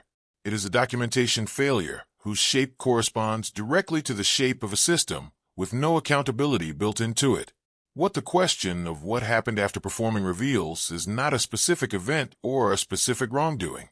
It reveals a structural condition, a condition in which a significant number of individuals move through the world without the formal anchors, legal identity, family connection, institutional oversight, that would normally create a record of their existence and provide some mechanism for responding if that existence was threatened. How many people fell through those gaps entirely is a question that the existing record cannot answer. The numbers are not available in a form that would allow a precise accounting. What can be said is that the gaps were real, that they were shaped in a specific way, and that the shape of those gaps corresponds to the shape of a system that was not designed, or perhaps not required, to account for the people moving through it. At a certain stage in any historical investigation, the evidence stops leading toward a single answer and starts leading toward several possible ones. That is not a failure of the investigation. It is, in many cases, a sign that the investigation has reached the actual complexity of what it is examining. Simple events produce simple explanations, but events that unfolded across decades, across countries, across different institutions and different social conditions, those tend to produce multiple competing interpretations, each of which captures something real while leaving something else unaccounted for. That is where this investigation now sits, not at a point of resolution, but at a point where the different ways of reading the evidence need to be laid out clearly and examined on their own terms. Several different interpretations exist for what all of this evidence actually means when taken together. These are not fringe positions held by isolated researchers with unconventional views. They are serious attempts, made by people who have looked carefully at the same historical record, to account for what that record shows. They reach different conclusions. They emphasize different aspects of the evidence, and they carry different implications for how the period should be understood and remembered. Laying them out honestly requires resisting the temptation to declare one of them correct before the examination is complete. Each deserves to be considered on its own terms first, before any comparison is made between them. The first interpretation holds that what the records show is best described as opportunistic rather than organized. Under this view, the movement of children from orphanages and similar institutions into the circus and sideshow industry during the 19th century was not the product of a coordinated system. It was the product of individual transactions, arranged case by case, by people who saw a practical opportunity and acted on it without any broader plan, connecting their actions to the actions of others doing the same thing. A promoter traveling through a region heard about a child at a local institution with unusual physical characteristics. An institution administrator, facing overcrowding and limited resources, found in that inquiry a solution to a practical problem. An arrangement was made. Money may or may not have changed hands in any formal sense, and the transaction was not documented thoroughly, because thorough documentation was not a priority for either party, and was not required by any authority that had the power to enforce it. That detail sounds minor at first, until it is examined more closely, because the opportunistic interpretation does carry genuine explanatory weight. The 19th century was not a period of strong institutional oversight in most countries. Orphanages and workhouses operated with significant independence from centralized inspection. The entertainment industry operated almost entirely outside any regulatory framework that would have required it to document the origins of its performers. The social norms of the period did not treat the movement of children from institutional care into working roles as something that required careful documentation or oversight. In that environment, informal transactions could happen frequently and across a wide geographic area without any coordinating structure behind them. The pattern that the records show might simply be what a large number of independent, opportunistic transactions looks like when viewed from a sufficient historical distance. But this is where it becomes unclear, because the opportunistic interpretation, while coherent as far as it goes, does not fully account for certain features of what the records actually show. Opportunistic transactions driven by individual promoters encountering individual institutions would produce a scattered and irregular pattern. The pattern that researchers have identified is not entirely scattered. It clusters in ways that are difficult to attribute entirely to independent, unconnected decisions. The geographic spread is wide, but the timing is concentrated. The type of child involved is specific. The period during which the gaps in institutional records appear corresponds with notable precision to the period of peak commercial demand. If each transaction was truly independent, that degree of alignment across different countries and different institutions is harder to account for. It does not rule out the opportunistic interpretation, but it creates a question that the interpretation does not fully resolve. The second interpretation begins where the first one ends. It suggests that what the records show is not simply a collection of independent opportunistic transactions, but something with more structure behind it. Not a formal organization with written rules and official membership. Something looser than that, but more consistent than pure coincidence. Under this view, specific individuals, possibly including physicians who worked across multiple institutions, administrators who communicated with their counterparts in other regions, and brokers who operated at the intersection of the entertainment industry and the institutional world, formed recurring informal networks. These networks did not necessarily have names or formal procedures, but they functioned with enough regularity that children with visible physical differences were being identified in institutional settings and directed toward the entertainment industry in a way that went beyond what individual opportunity alone would produce. At first, it seems reasonable to ask what evidence exists for this interpretation beyond the pattern itself, and the honest answer is that the direct documentary evidence is thin. Networks of this kind, if they existed, operated through exactly the channels that leave the least documentation: conversation, personal relationship, informal agreement. A physician who mentioned a particular child to a circus contact during an ordinary professional interaction would not record that conversation. An institution administrator who received a visit from someone connected to the entertainment industry and made an arrangement as a result of that visit would have limited reason to document it in detail. The evidence for the network interpretation is largely structural, It is the argument that the pattern revealed by the records implies a level of coordination that pure opportunism does not explain. That is a reasonable argument, but it is an argument from implication, not from direct proof. However, the timeline does not fully match a picture of purely accidental alignment. The consistency of the pattern, across England, Germany, Eastern Europe, across different types of institutions, across 4 decades, is the kind of consistency that structured networks produce more reliably than independent actors operating without any connection to each other. That does not confirm the network interpretation, but it gives it something to rest on beyond speculation. The structure of the pattern is the evidence, and the question of whether that evidence is sufficient to support the interpretation is one that researchers examining this question have not agreed on. The third interpretation approaches the question from a different angle entirely. It suggests that focusing on the specific situation of children with gigantism, trying to identify a dedicated system or network aimed specifically at this population, may be missing the larger context in which those children existed, because the 19th century was a period in which the movement of children from institutional care into various forms of working life, including entertainment, was not hidden, not unusual, and not generally understood as requiring explanation or justification. The orphan train movement in the United States transported tens of thousands of children from urban institutions to rural placements, with documentation that was inconsistent at best and with oversight that was, by later standards, essentially absent. Child labor in factories and mines was widespread and legally permitted across most of the industrialized world. The use of children in traveling shows, circuses, and other forms of commercial entertainment was common enough that it attracted little comment.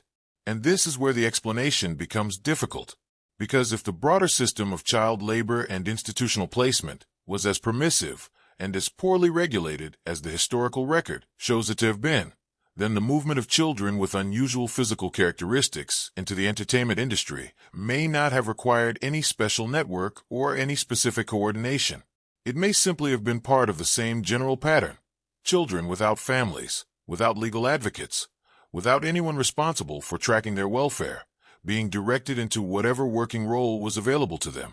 The fact that some of those children happened to have physical characteristics that made them particularly valuable to a specific industry may have made their experience more visible in retrospect without making it structurally different from what was happening to other children in similar circumstances. Some researchers find this the most uncomfortable of the 3 interpretations, for a reason that is worth examining directly.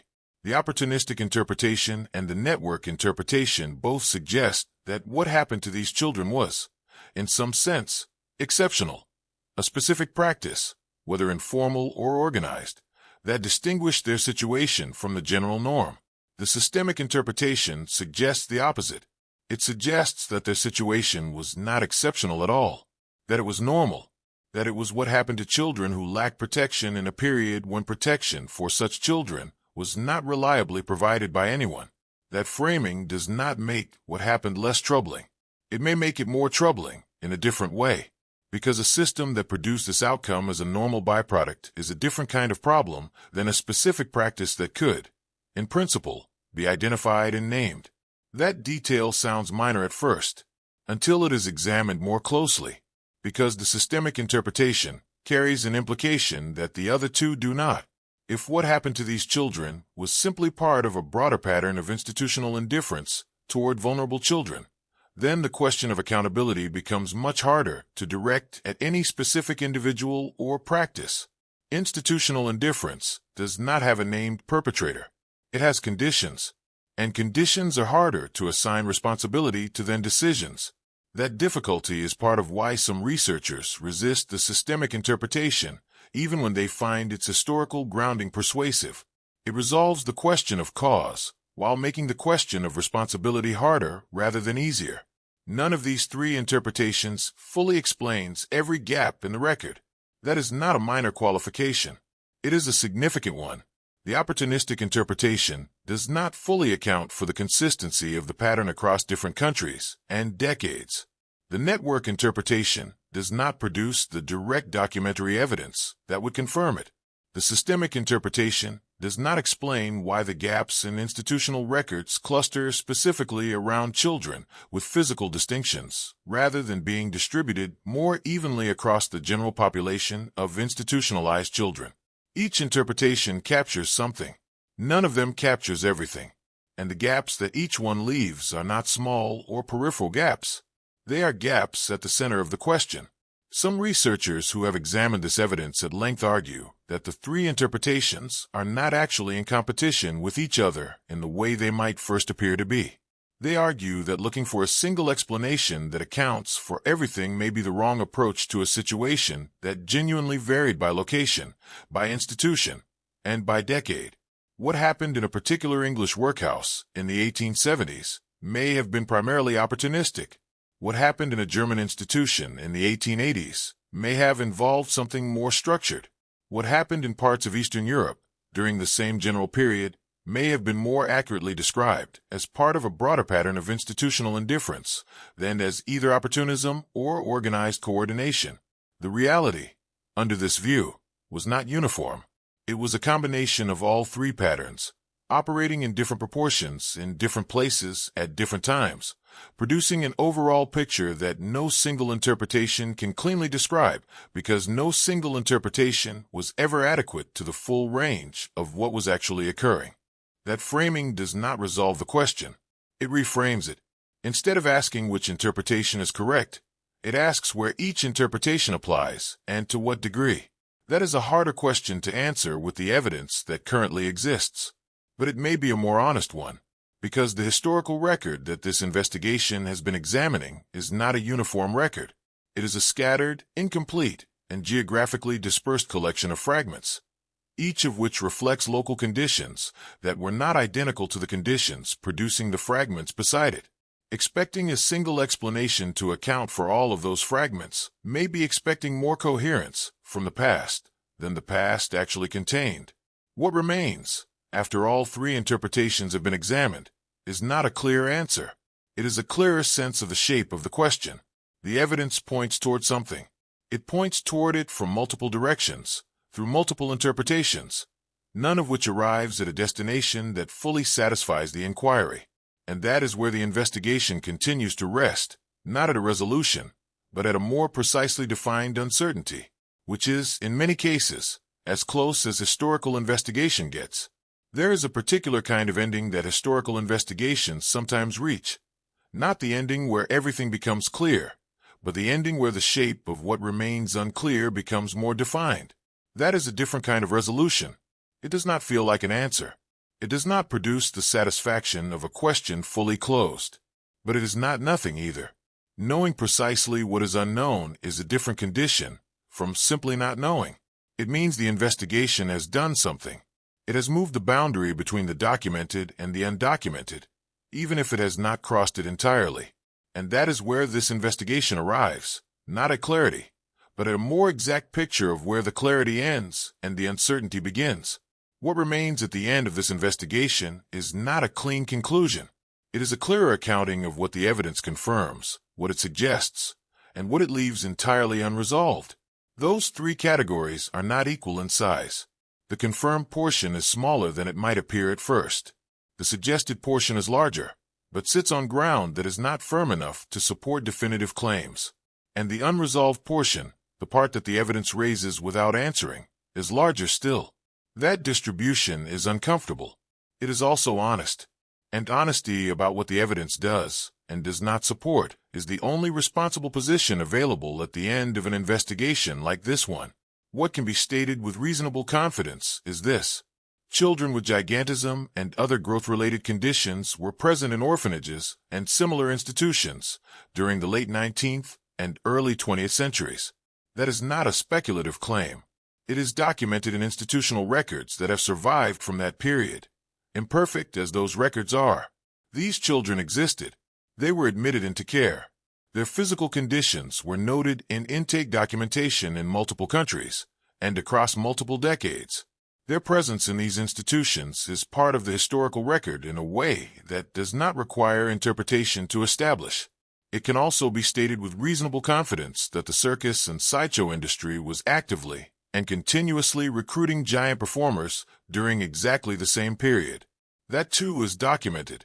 The show rosters, the promotional materials, the financial records of the larger operations, and the accounts of performers themselves all confirm that the demand for giant acts was real, sustained, and commercially significant throughout the peak decades of the industry. The industry wanted these performers.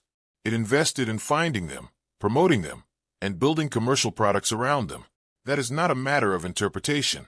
It is a matter of documented commercial history, and it can be stated, with the same degree of confidence, that the records for many of the children who passed through institutional care during this period are incomplete, inconsistent, or missing in ways that follow a specific and notable pattern.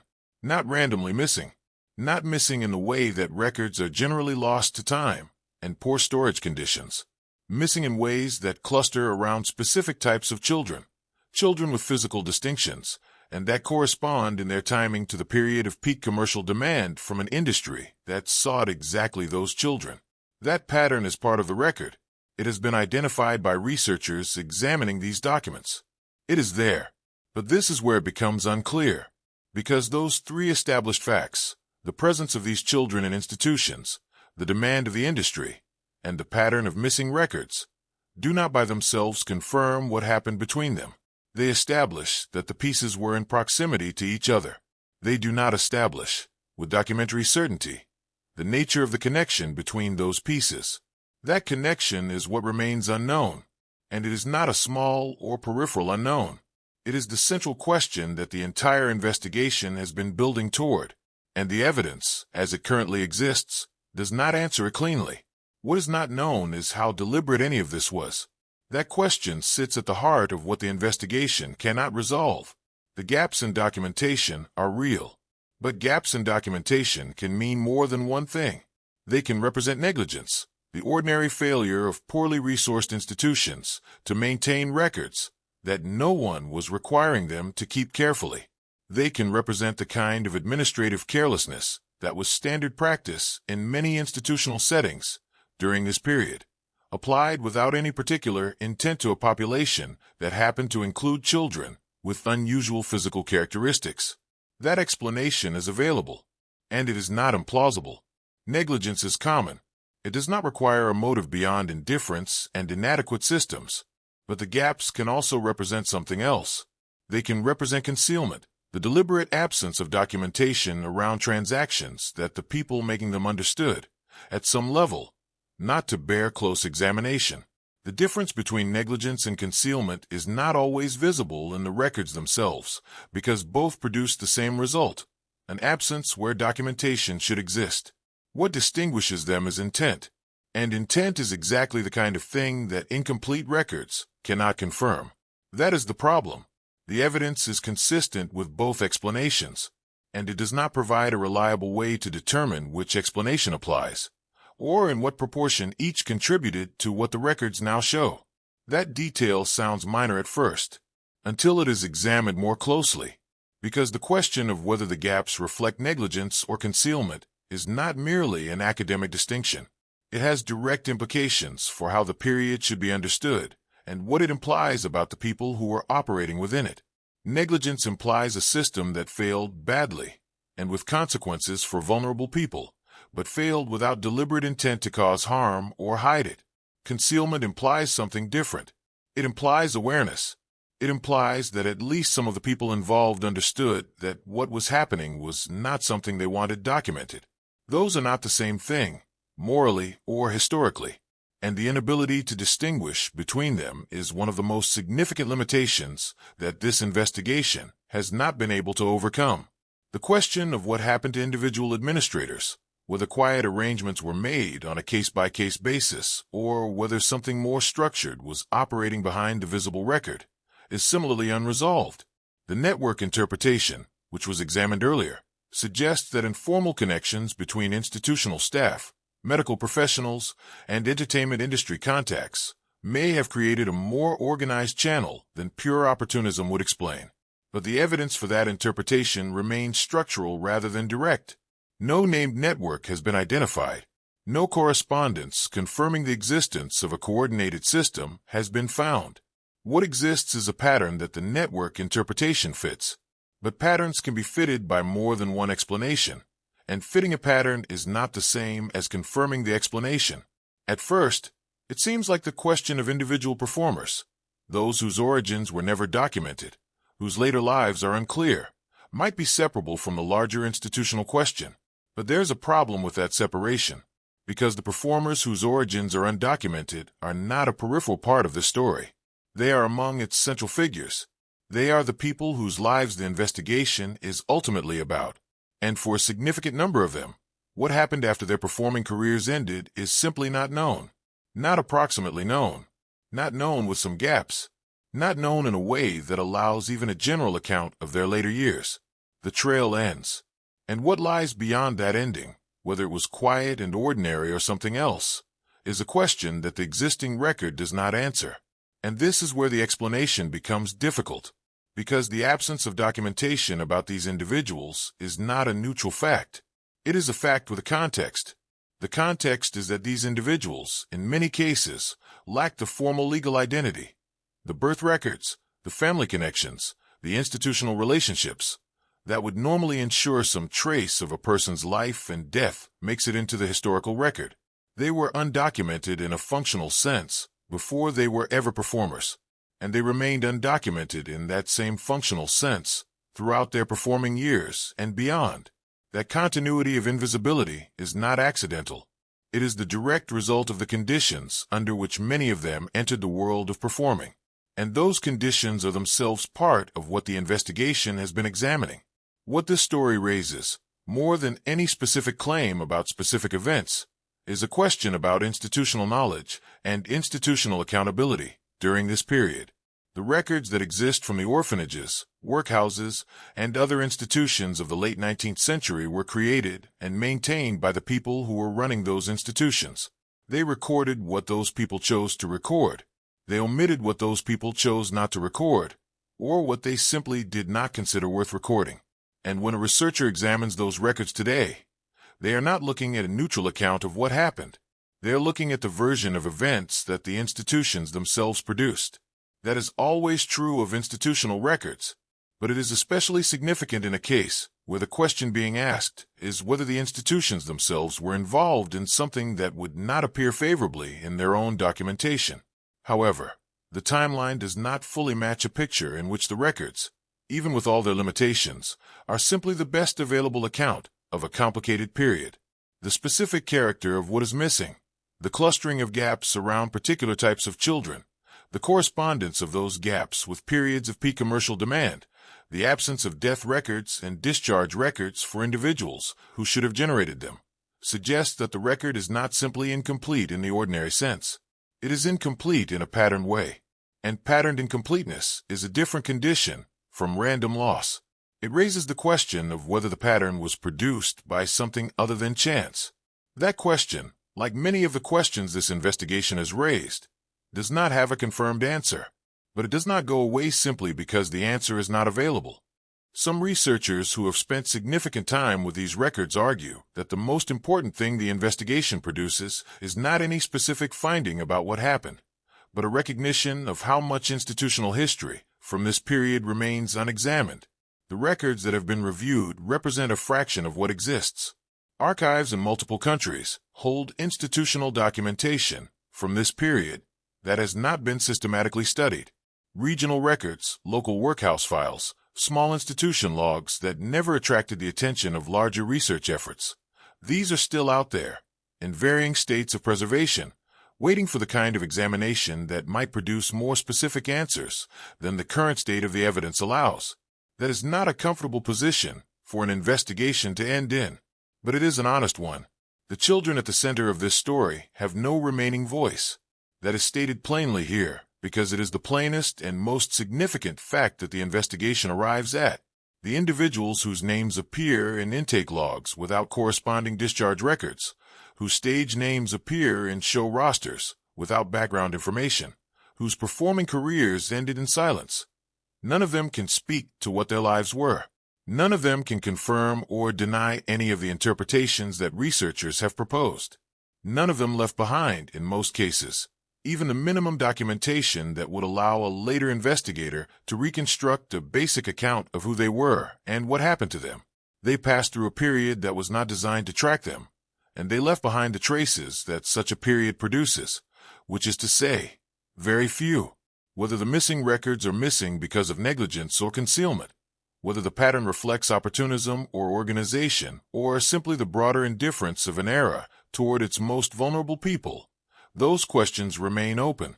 They remain open not because the investigation has failed to pursue them far enough, but because the evidence that would close them has not been found, and may not exist in a form that can be recovered. That is the position this investigation reaches. Not an answer, a more precisely defined question, sitting in the space where an answer should be, with the understanding that the space may not be filled by anything the existing record is able to provide.